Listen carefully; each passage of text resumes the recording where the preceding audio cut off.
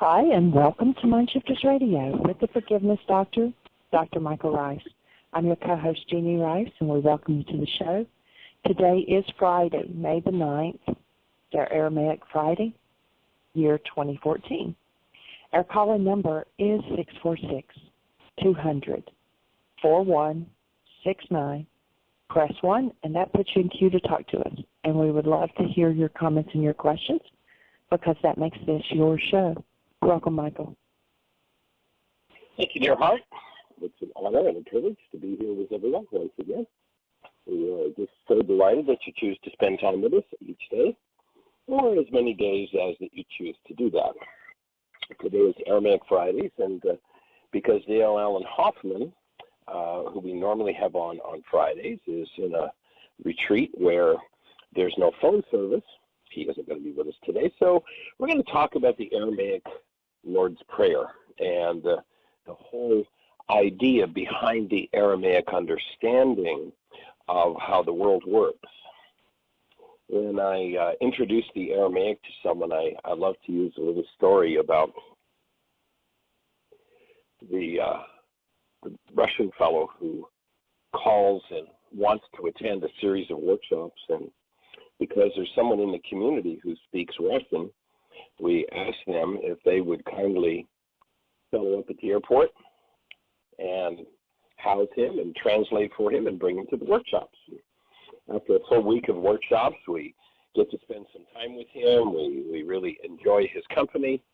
And at the end of the week, as he's getting ready to leave, I asked the Russian translator to tell him that I think he's really cool.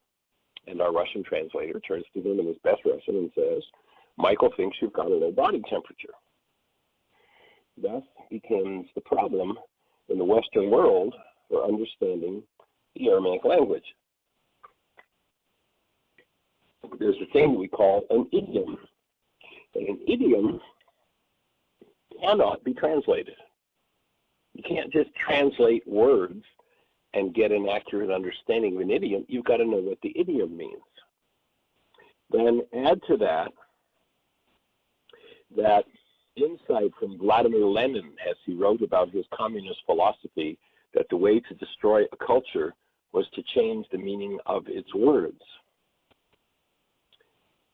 When you go back into the ancient Aramaic, you find that what we've been told by the Greeks is the merest shadow of the original Aramaic teachings,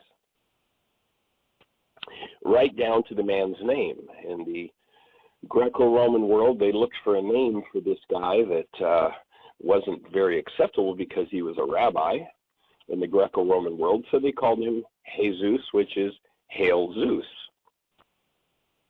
The truth is, the man's name was Yeshua. And when you go to the Aramaic, what you find is that there is a way to translate those words that makes sense and makes for a whole, consistent, coherent body of work that works if you know what it actually said. When it comes to the Lord's Prayer, and again, Lenin, change the meaning of a word and you destroy a culture. Well, how does that work? Because if you change the meaning of a word, you take away what the original meaning of the word was. So most everyone hears when the disciples say to Yeshua, "Well, tell us how to pray." And most everybody hears, "Tell us what words to say that will put our order properly into the cosmic gift catalog. It will tell God what it is that he should be doing for us today." When you go to the Aramaic, it doesn't even resemble that. In fact, if you listen to Yeshua in Matthew 6, he says, "When you pray, do not be like the hypocrites, for they love to pray standing in the synagogues and on the street corners to be seen by men. I tell you the truth, they receive their reward in full. But when you pray, go into your room, close the door, and pray to your Father who is unseen. Then your Father who sees what is done in secret will reward you. And when you pray, do not keep babbling, for those who babble think they will be heard for their many words. Do not be like them, So this word prayer in Aramaic must not be about saying a bunch of words. When you recognize that, then you realize there must be a different meaning for the word prayer than what words should we say. And if you look at the Aramaic definition of the word prayer, that word has nothing to do with, as I say, putting your order into the cosmic gift catalog. The word prayer, and this is a shock for many people at first, means to set a trap for God, to set a trap for love.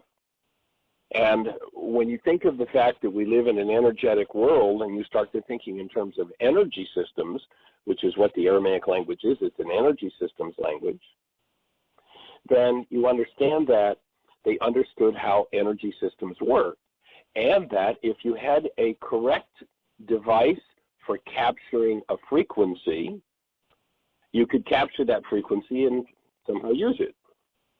So let's imagine today the antenna on your roof. In the Aramaic, we would properly say, in a sense, for the sake of our analogy, that your antenna is in prayer for channel 2. In other words, being the right shape of an antenna, oriented correctly, it captures the frequency of channel 2, and you get a perfect picture and perfect sound. So you see the antenna capturing or trapping that frequency.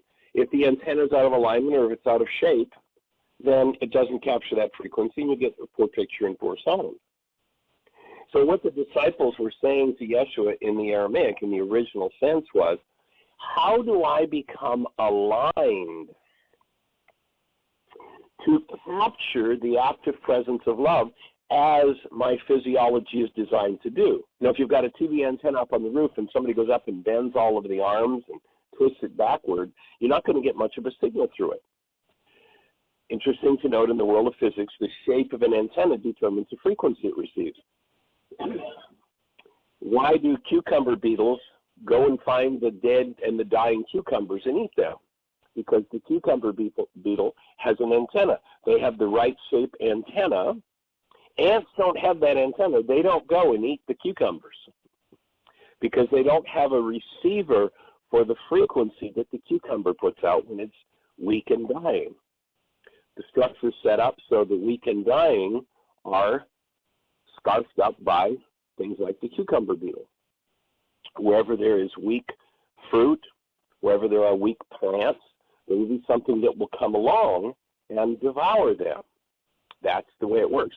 And each of those creatures that devours them literally has an antenna. It is a different shape receiver that guides them to what their food supply is. It's the same inside the human body. When we put into our structure an energy that doesn't belong and tissue starts to decay, then there's a cleanup crew that comes along.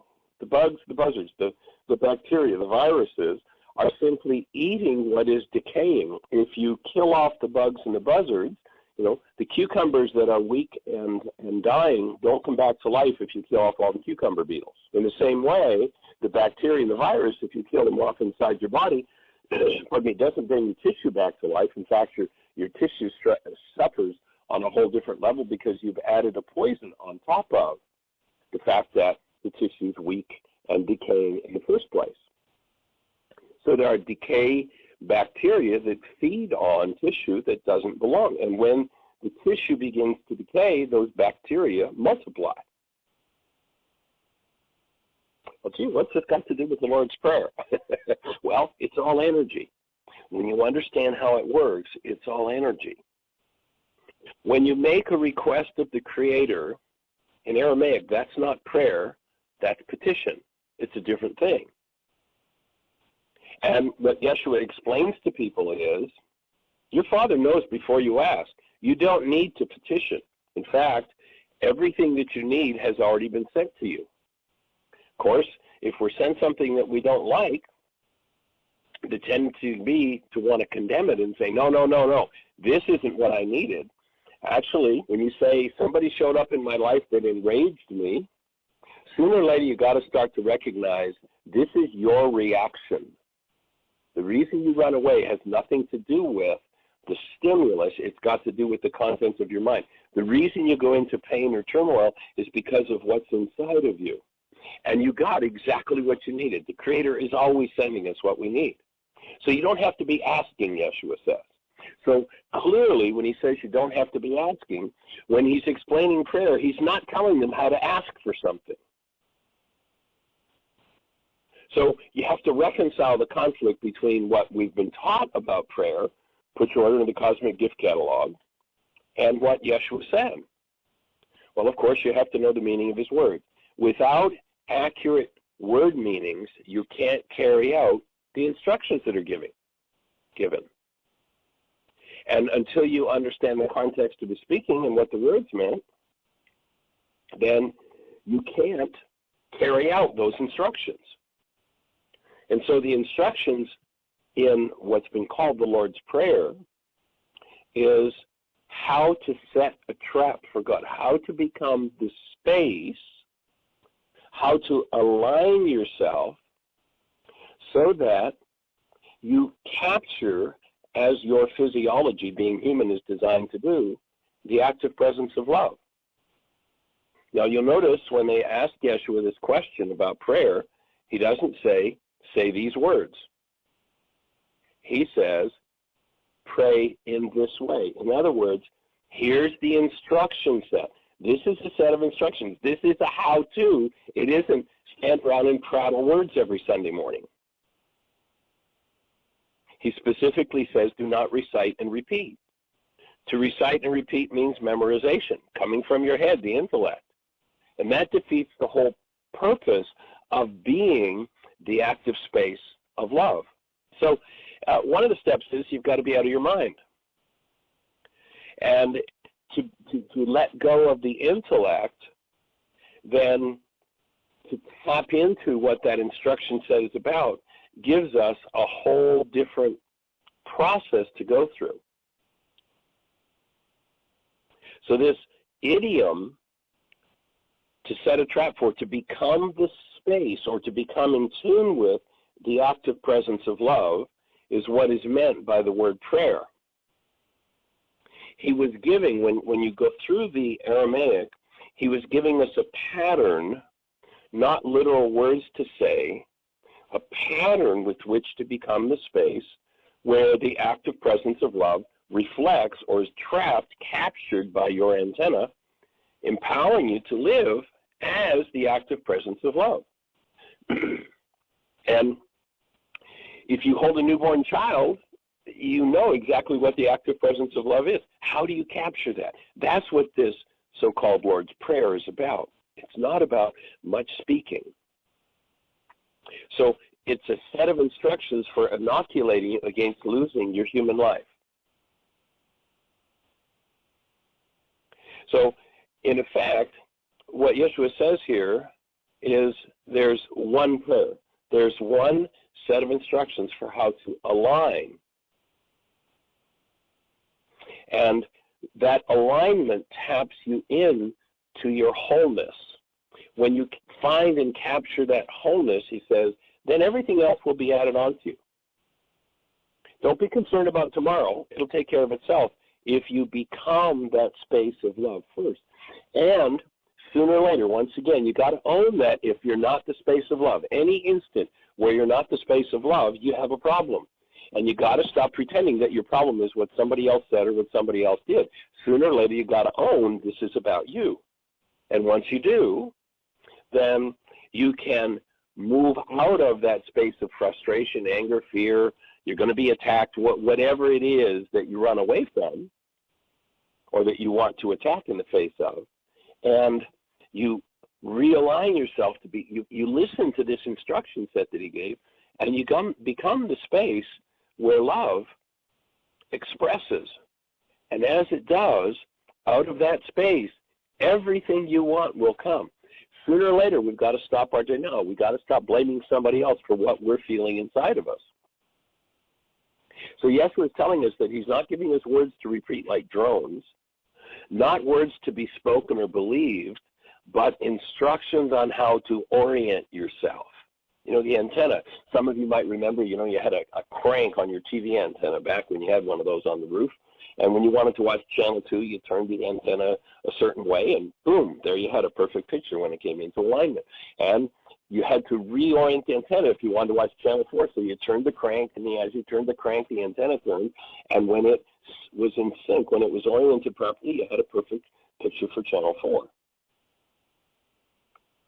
So what he was saying is, here's what you must do to bring the active presence of love into your physiology so that you can fulfill your purpose, becoming the space of a full human life. Again, hold the newborn child.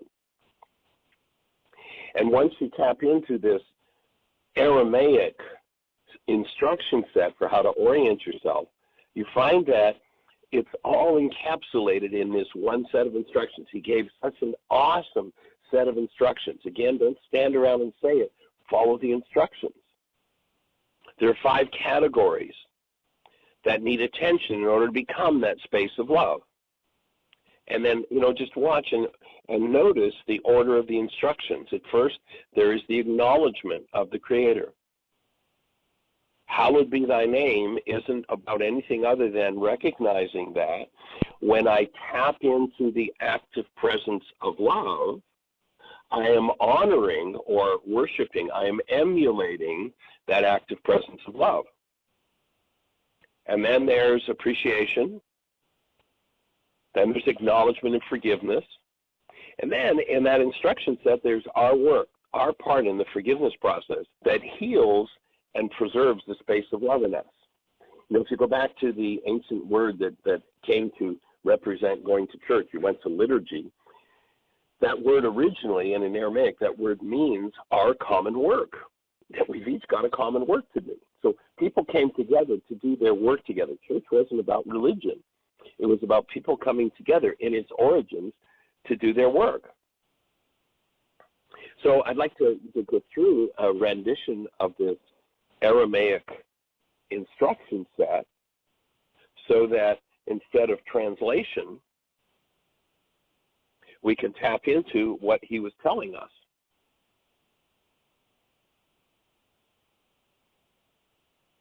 And so tapping into that, the Lord's Prayer, what's been called the Lord's Prayer, is a practical how-to of living in love.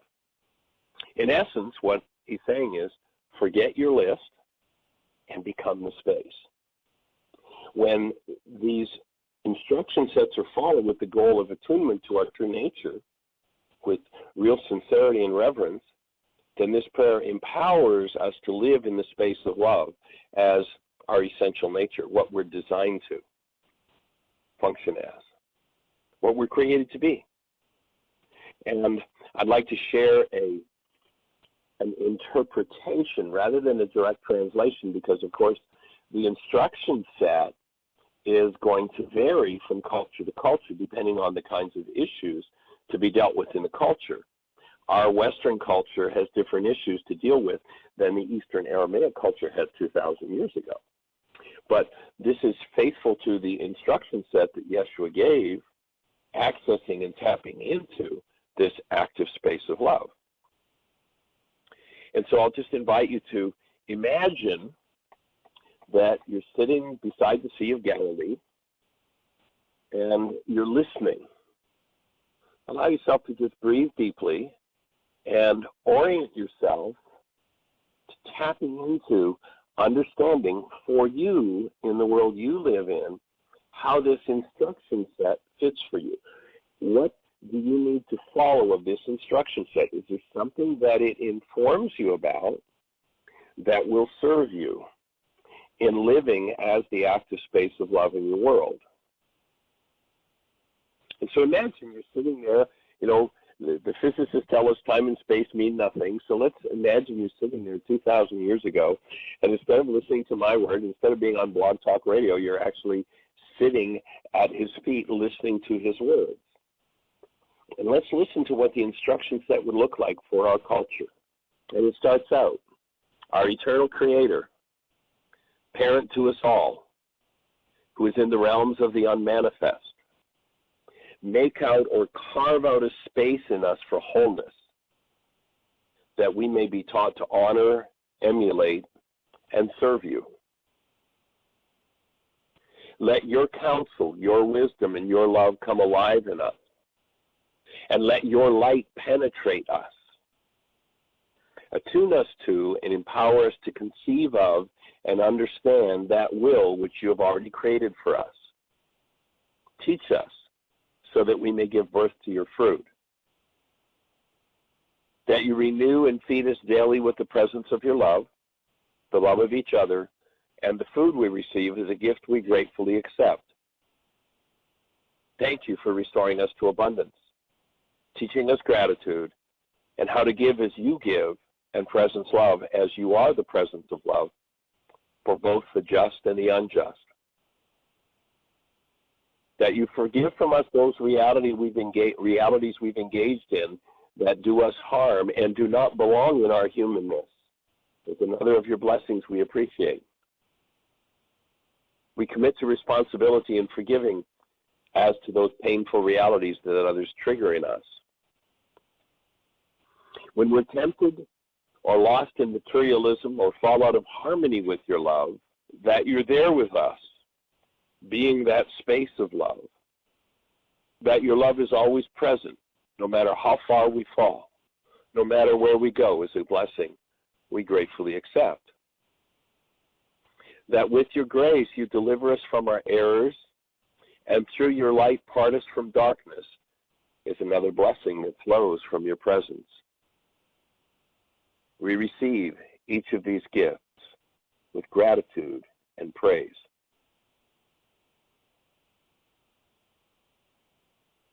Sink in. Let yourself be with that.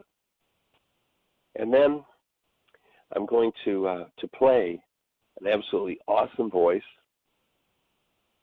singing in Aramaic the Lord's Prayer.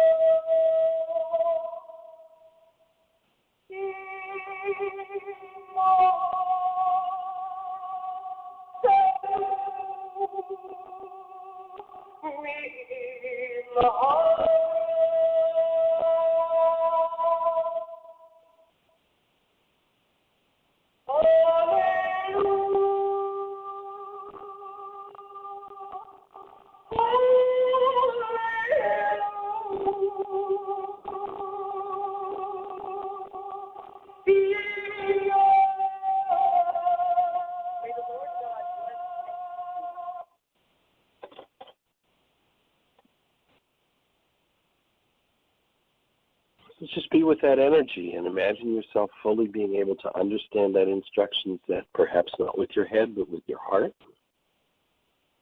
and being able to follow that instruction set, that you take a quantum leap in your world into this being the active space of the presence of love. And the gifts that flow from that Aramaic are just awesome. And so, Dr. Tim, I understand that you're with us today. How do you be, sir?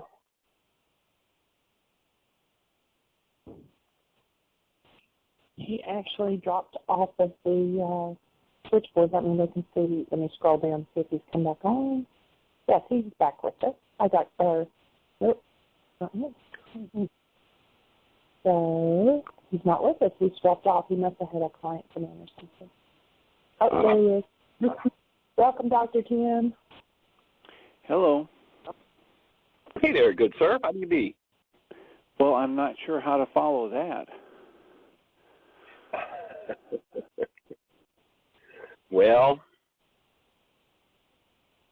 just hold the space. I think that's the best thing we can all do, is just really hear and follow that instruction set. I mean, when there's so many things in the Aramaic that we've been taught them one way as though they mean one thing, and they mean something so totally different. I know that, and I've shared this with you before, but when I first sat down with the Kavor's manuscript in the translation work, I was really attracted to the Beatitudes, which, I'd been taught them as, isn't this a nice philosophy? Wouldn't this be a nice way to live? But then, actually, when I took the Enlightenment book that we published from the Kabbalists, and in the back of the book there's a first century dictionary, so I went to Matthew 5 and I translated the longhand, the Aramaic of that. And as I did, it was just like a whole different thing when I started to comprehend that the Beatitudes are an instruction set. Then sometime later, when I was working with the Aramaic Lord's Prayer, it's like, this is another instruction set. It's a how-to. It's so cool when that happens. Yeah, I think it's just sinking in more and more to me how the lifestyle that most of us have been trained into doesn't leave any space for that. I remember you talking on one of your lectures about a study on what contributes to a healthy, happy adult, and the main factor that correlated across all these other areas was plenty of blank staring time as a child. Being able to daydream, being able to tune into what stirs us, whether it's watching an anthill or building with blocks or playing in a fort or swimming, whatever really turns us on from inside, and being allowed to do that, whether it's in fantasy or just deep appreciation of nature or whatever. And as I was listening to your intro today and listening to that, the intonation or the song, that just struck me. When this ends, it's not okay to have dead airspace on the radio time. It's not okay to sit in silence across from a friend without filling the space with lots and lots of words. So that's what was striking me. Yes, actually, if we hadn't been on the radio, we'd have probably taken maybe 4 or 5 minutes and just sat in silence with it. But we're not supposed to have dead airspace, as you say. Well, and the other thing that struck me as I was listening to a class with Guy Finley this morning, and he keeps talking about this phrase from Yeshua's teaching where he says, seek ye first the kingdom of heaven, and all these things shall be added unto you. And somewhere in that Sermon on the Mount, I believe he also talks about, and and a feast shall be prepared for you in the presence of your enemies. And I remember when I was growing up and I heard that, I thought what it meant was that if I align with the strong, powerful God, he will defeat my enemies for me and offer me a great big meal to eat in front of them so that I can mock them. And I will be praised, and they will be put down. And the more I listen to the work with Guy Finley, he's saying very much the same thing that Dale Allen Hoffman says. I believe Dale says that there isn't a word in Aramaic for enemy the way we think of enemy, that the word that was translated as enemy had to do with for the person in whose presence you cut off your breath. So Dale is talking about needing to keep the breath flowing and stay perfectly present and let the flow of love express through you even in those times where you're in the presence of someone that you want to hold your breath with, or that you want to run away from, or that you want to attack. And Guy Finley talks about it from the perspective of preparing a feast for you in the presence of your enemies is referring to how if you know it's all an inside job, when you're in the presence of someone and some of your gunk gets stirred up, that's a gift they just gave you. And the richness and the depth of growth that is possible in that moment, if you realize that if you presence love, if you stay in the moment without blaming or attacking the other person or running away, and you allow this previously unseen part of yourself to surface, the depth and the richness of what you can learn about what keeps you from being in the presence of love and life in every moment is a feast. And it's something you can learn. You can learn no other place than in the presence of those people who can give you the look or stir up your anger or fear, because the rest of your time you live your life unaware that you have an angry, irritable person inside of you. Stop the denial, says James. We got to stop pretending it's got anything to do with anyone else. That's right on. And literally, when we choose to be that presence of love, when that person who we stop our breath in the presence of, we choose to breathe, we literally take an old painful experience and we metabolize it. And that's, to me, that would be the feast, that we actually metabolize that. We free our unconscious from that dynamic, and no longer in the presence of a person who's doing whatever that person was doing are we going to hold our breath, because there's nothing left of that. And, you know, when people get that, you know, I think about all the times that people's eyes got bright and they went, oh my God, my healing opportunity, or wow, that was so cool, that was so awesome. That's a feast. That is just amazing. And every time that there's pain and turmoil, if I choose to live the Lord's Prayer, that is, I choose to follow the instruction set. What was the instruction? I commit to forgiving that which others stimulate in me, rather than blaming them and running away from them and thinking they're the problem in my life. If only they'd change. To stop and actually grow into an adult and go, this is mine. I need to forgive it. It is, I mean, the learning and the excitement and the energy released from that is just amazing. Yeah, and as Dale says, you keep saying, you know, sometimes healing is not Dr. Feelgood. And Dale says the discomfort, the heat, the pain that comes from sitting with that unregenerate or previously unseen material in us as we bring the light of our awareness to it, that burning off of what does not belong is bringing the gunk to the light, and previous teachings have made us feel we should run away from that, as though that's the hellfire. And it's not the hellfire, it's the brightness of the light of love, the light of the Creator, either integrating everything unlike itself or burning off everything unlike itself. And it doesn't always feel so warm and fuzzy in the process. So most people turn, where they could be having the feast, they turn to run from it.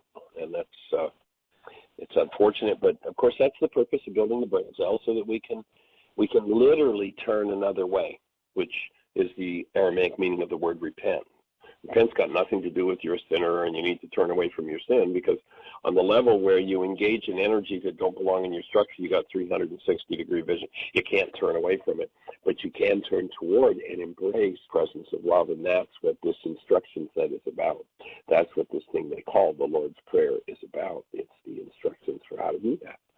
And when we listen, it's so simple. It is not easy, but it's so simple. I was having breakfast this morning with a woman I went to high school with who currently is living in Tajikistan, Dushanbe, Tajikistan, which is on the border of China and above Afghanistan, and she had come back to this area to scope out some place for her grandmother, to find her grandmother's cemetery plot.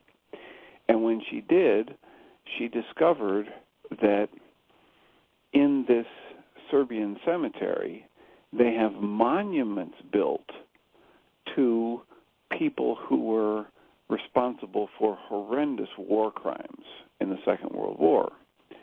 And as she started talking to me about this, sitting there in a restaurant in Crystal Lake, Illinois, she began to get so tight and tense and agitated. And I just said, breathe. And she looked at me like I was crazy, and I said, give it a try. Just take a nice deep breath. You're here with me. We're in Crystal Lake. And she took a breath, and it just melted away. And she began to tear up a bit, but she softened. Just that being able to be present in the moment began a little loosening and a little healing for her. And then we discussed, how does that work? What's happening? And does she really need to carry around all of that negative energy in her about things that happened before she was born?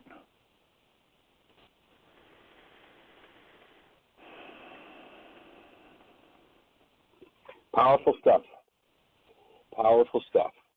Well, Mitzi is with us, and our understanding is that the birth that Mitzi was attending as a doula yesterday was totally successful, and Mitzi got to hold another newborn, which is pretty awesome.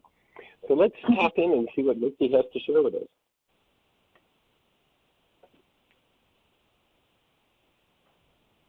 Hello? Hey, hi there. Lady, welcome. Hi. What I would like to say is express my gratitude to all of the listeners who held love present for Vivian as she was working so hard to birth her child. She had a lot of mind energy stacked against her. They were already preparing the OR for her surgical birth. Of course, they didn't tell her that, but everyone was had that from in the middle of the night last night, and they were just kind of placating her, letting her, and probably me, do all of the things that we crazy doulas and midwives do to help babies come naturally. But they had already confessed to me that, they didn't think she was big enough, the baby was too big, what have you. So it was quite lovely to watch her just muster up this tiny little Brazilian woman, where, by the way, in Brazil they have an 80% cesarean rate. They do elective cesareans there at 8 months pregnant, and they do a little tummy tuck for the moms. They do them at 8 months before they get stretch marks, and then they do a little tummy tuck for the moms. And so it's very surgical there. It's just a different mindset. And so this gal is from Brazil, but she still wanted a different birth and understood that it was her initiation into motherhood, and that she was really working hard to just give birth in a plain old way in a system that doesn't really acknowledge that too much. So when I asked for assistance and love for her, of course she didn't know that, and still doesn't. I'll probably tell her at our postpartum visit, but there was no need to tell her. But she has been looking for a while already. Pardon me? I say maybe play yesterday's show for her. I'm sorry, I still didn't hear you. I was saying perhaps play yesterday's radio show for her. Oh, yes, that'd be awesome. I haven't heard it myself, but that's brilliant. I will do that. In any case, she had been pushing a while, and her attendants had pretty much given up on her, although she was making progress, slow progress. In any case, she did have her baby at 2:16 yesterday afternoon, and he was a large baby for such a petite woman. Was born with a compound presentation, which means his hand was coming up along with his face, and there was just potential for, everybody just took a big sigh of relief afterwards. The attendant who caught the baby and the nurses, they were all prepared to resuscitate a very troubled baby, but he just took a breath and let us know he was okay, and he pinked up right away, and it was just fabulous. The mother didn't have a single tear, no suturing required. And everybody's like, wow, what a miracle, or that truly was a miracle. And yeah, love is a miracle. It's in a natural state, but when it's active in a situation where there's, a lot of fear and fatigue, it was just lovely. And I had been with her over 24 hours, and I personally was exhausted as well. And I felt rejuvenated by the presence of love, and I just wanted to share that with all of you, that it ended up beautiful. And, birth changes us. Birth changes us forever. How we give birth and how we're treated at birth, and all the energy around it affects us as parents. And, we remember those days forever. And so, one more woman who feels empowered and just feels the presence of love at her baby's birth. It was just beautiful. So thank you all.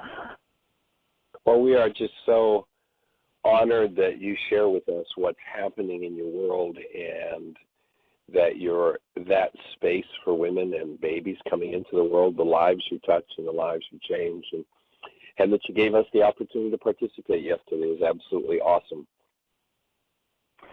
Well, you're very welcome, and it was my pleasure and honor, and it was a pleasure to be on the team. Cool. I actually yesterday posted on our Facebook site, and I want to check it out, a link to a news report of a woman in Australia who gave birth to twins. And shortly after the birth, the doctors announced to her that one of the twins didn't make it, was dead, and gave her the baby's body to spend some time with, to say goodbye. And she held the baby to her chest and stroked it and spoke to it.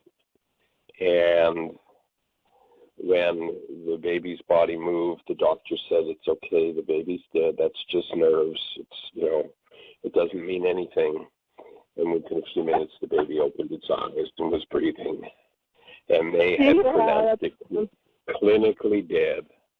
And this awesome presence of love of this mom, it's just, and, with this coming up on Mother's Day, we're going to do a special thing on Monday, seeing as how today is Aramaic Fridays, with this being Mother's Day, just to honor mothers. And so it'd be fun if you'd be part of that show, too. Absolutely. And of course, I'm probably on my way. I have another mom in labor too, so I'll be heading out sometime soon to witness another miracle. But I was grateful I got to sleep last night. It was a long birth before. So I appreciate all the work that you do, and yes, I've seen that miracle. I saw was at a home birth once, and the mother gave birth to her baby, and the midwife kind of assessed the baby and felt like perhaps he should have some medical attention at the hospital. And she spoke broken English, and they said, we need to take your baby to the hospital. And she just held her baby right to her chest, and she said, "I'm the hospital." It was, I'm the hospital for him, and it was awesome. And she was, and he did okay. He did fine. So, yeah, love is powerful medicine. For sure. And as Rumi says, in the presence of love, all pain becomes medicine. Yes. Yes, indeed. All right, young lady, we appreciate you, and rest deeply, and we just keep holding the space for those babies. Yes. Thank you. Thank you all who are listening, who held the space. I truly appreciate it. Bye now. All right. Blessings. Bye-bye. Oh, how cool is that? We'll carry over from yesterday. It kind of takes us into another direction than the Aramaic, but then you recognize this human life is this active presence of love that if we're blessed enough to get to participate in, and we choose to do the work it takes to recapture that in ourselves, it makes all the difference. So, Jeanie, do we have anything happening in the chat room, or anybody else with a hand up in the phone queue that has a question about the Aramaic meaning of words and the instruction sets we get from the Aramaic? Well, we do have two more callers, and one of them is Julie from Oregon, and she had a Aramaic question yesterday, so I'm assuming that this is a carryover from that. Welcome, Julie. Hello. Hi. I do feel young. I just wanted to report on how I felt when you had the Aramaic prayer sung, and it was a surprise to me.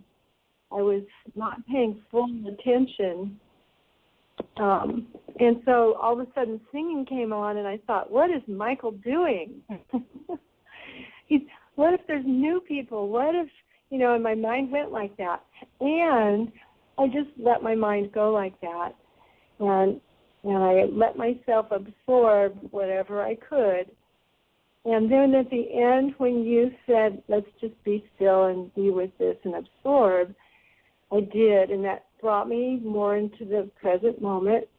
And then when you and Dr. Tim began interacting, I felt this all-pervading holiness just come over me. And then, after that, Dr. Tim is talking about this feast in the midst or in front of our enemies, and I thought that's what I did. I had the mind that usually keeps me from this experience going, and the mind that somehow with the brain cells that I've been learning and training, I was able to just let that be and not miss out on the gifts and the feast. And I just wanted to thank everyone for that. And also, Mitzi, it was great to hear a report from yesterday. I definitely held the space of love for the young mother and yourself. And it's just getting to be a constant, this presence of love, and I'm so grateful for it. Thank you, Michael and Dr. Tim. Dr. Tim, thank you for getting me through my experience a week and a half ago about hitting that gear. You were my initial connection to breathe me through some of that, and I appreciate it. And I'm in good shape, and I just want to encourage everyone that there is a new experience ahead for all of us. So keep doing the work. Thank you. Awesome. Thank you for that. Thank you. Awesome vibration, isn't it? Yes, it, feels like a new birth. It's a big birth. Even the symbology of the young Brazilian mother who's very petite and small and delivering a perceived oversized baby, and the fear that could have locked in there, and how love kept loosening it. And, maybe we on this planet are going through a bigger birth than any of us realize, bigger than any body that currently exists. I'm not talking just human, just the whole body of earthly existence. Maybe this birth is bigger than any of us realize. For sure. Yeah, it's as big as the love we hold. That's infinite. Absolutely. So I'm done. I just wanted to express some gratitude for this all stems from and roots from the Aramaic teachings that are being brought forth by Dr. Ryce and Dale Hoffman and Ty Finley and Dr. Tim, and all the connections and the ways that it weaves into our lives. And so it's just a huge thread that is so sustaining that I'm so grateful that, Michael, you're so dedicated to keeping this space open on this planet for this.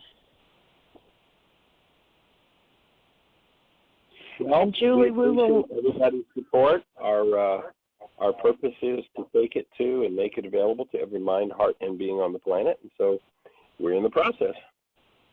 Mm-hmm. And Julie will let you know, it looks like there's a couple that's been here attending the workshops here in Washington from Portland, Oregon, and they are really working on getting at least one workshop to happen in Portland. So we'll let you know if that comes together. Oh, good, good. Okay, thank you. All right, I'll thank you. Let you move on. Blessings.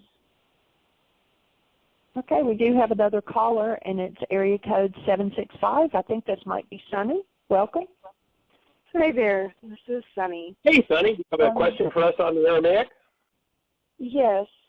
First off, though, the rendition that you gave today, beautiful, beautiful, beautiful. Is that a recording that is available in that format? Actually, it's one that I've had on my computer for some time, and my internet is so I'm just searching to see if I can find it where somebody can download it. And if I don't get it before the close of the show, because we're close to that, I'll make sure that tomorrow we let you know. I appreciate that very much. Monday. Jeanie, did you need to speak? No, I just said Monday. He said tomorrow. Okay, I didn't want to talk over you, and we're watching. All right. I'm hoping maybe we can do more, and I get to do more worksheets between now and Monday regarding some very profound things in the generations with my daughter, which may be more appropriate on Monday.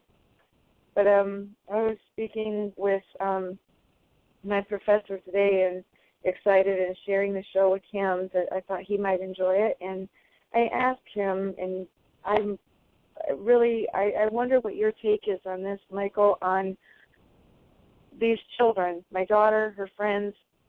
They're professing atheism. And there's a question that's always come to me somewhere in the Bible where God says, do not call me God. And is it Lom, where the word was L-O-M? Is that a confusion where we're not supposed to somehow, could you clarify where I'm at there? Is L-O-M that is somehow a plural for many gods, to not confuse him with many gods, as to what that does to our minds? I'm not familiar with what you're talking about there. But certainly we live in a culture that wants to educate us out of our relationship with love. And I think if we shift the conversation about God, that many people want to, work with this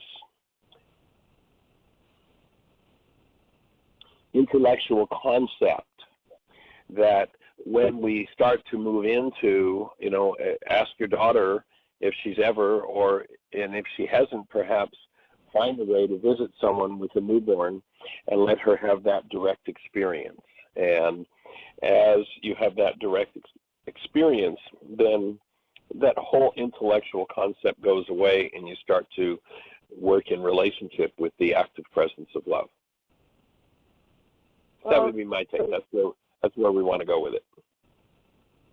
Okay. I was just looking for, like maybe that verse or that precept about, do not call me God, and then the name is I am, and then not getting too deep with her on that level, and even straightening that out in my own question, because it's always been, I catch myself with that verse in my head about do not call me God, then how do I call him instead of, how we commonly communicate to each other about our Creator, and if that is something where we're losing power in as much as calling him, misnaming him as Jesus, So,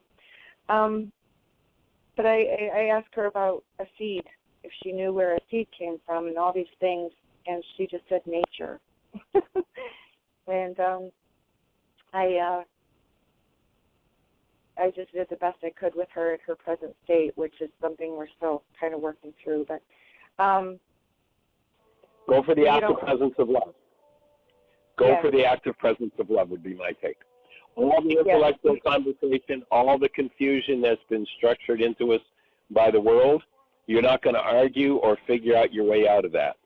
Go for the direct experience of the active presence of love. That would be my input. And we're out of time. In a minute, so we appreciate everyone being with us. And next Friday, we'd appreciate Dale Hoffman being back with us. I hope you enjoyed today's show.